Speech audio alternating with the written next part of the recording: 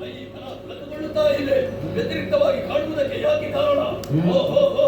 ಶ್ರೀದೇವಿ ಲೀಲಾಮೃತ, ಶ್ರೀದೇವಿ ಮಹಾತ್ಮೆ ಇದಕ್ಕೆ ಕಾರಣವಿರಬೇಕು.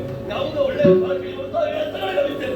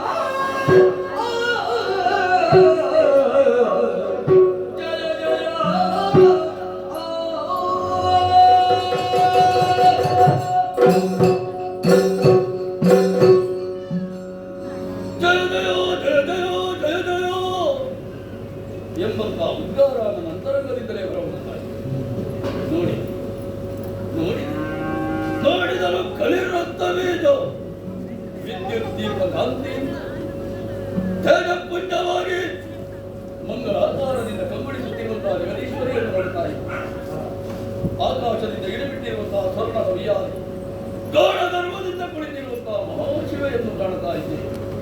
ಅತ್ತಿಂದ ಇತ್ತಿಂದ ಲೋಕಾರ್ಪಡಿಸ್ತಾ ಇದ್ದಾಳೆ. ಭೂತ ಭವಿಷ್ಯತ್ ವರ್ತಮಾನವನ್ನು ತಿಳಿದು ವ್ಯವಹರಿಸಬಲ್ಲರು ನಾನು ಎಂಬುದನ್ನು ತೋರ್ಪಡಿಸುತ್ತಾ ಇದ್ದಾಳೆ. ಕೈಯಲ್ಲಿ ತ್ರಿಶೂಲ, ಹಣೆಯಲ್ಲಿ ಹೆಚ್ಚಿನದಾಗಿರುವಂತಹ ಕಣ್ಣನ್ನು ಹೊಂದಿ ಯಾರು ದುಷ್ಟರಿದ್ದಾರೋ ಪ್ರಮುಖರಿದ್ದಾರೋ ಅಂತವರನ್ನು ನಿಗ್ರಹಿಸಬೇಕು.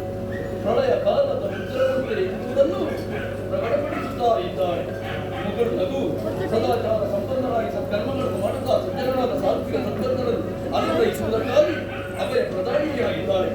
ಇಂಪಾದ ಗಾಯನ ಯಾರಿಗೇ ಇದು ಪರಮಗೀತೆ ಚರಮಗೀತೆಯಾಗಿರಬಹುದು. ದಾನವರಾಗಿರುವಂತಹ ನಮ್ಮ ಪಾಲಿಗಿದ್ದು ನನ್ನ ಗೀತೆ ಒಂದು ಗೀತೆಯಂತೆ ಕಿವಿಗಳಿಗೆ ಅಪ್ಪಡಿಸುತ್ತಾ ಇದೆ. ಬ್ರಹ್ಮಾಂಡೋದರ ವ್ಯಕ್ತಿಯಾಗಿರುವಂತಹ ಈಕೆಯನ್ನು ಸರಿಯಾಗಿ ಅರಿಯದೆ ಸಂಭವಿಸಿ ಹೋಯಿದ್ದಲ್ಲ ನಮ್ಮ ದೊರೆ. ಈಕೆಯನ್ನು ಬಯಸಿಬಿಟ್ಟನಲ್ಲ. ಹೌದು, ಆ ಗೋಡಿತ ಫಲವನ್ನು ಉಳಿಸಿಕೊಳ್ಳಬೇಕು, ನನ್ನ ದೊರೆಯನ್ನು ಉಳಿಸಿಕೊಳ್ಳಬೇಕು ಆದರೆ ದಾರಿ ಹೊಂದಿದೆ. ಭಕ್ತಿಯು ನಿಂತಾಳಂತೆ ದೇವಿ, ಭಕ್ತಿಯು ನಿಂತಾಳಂತೆ ತಾಯಿ, ಭಕ್ತಿತರ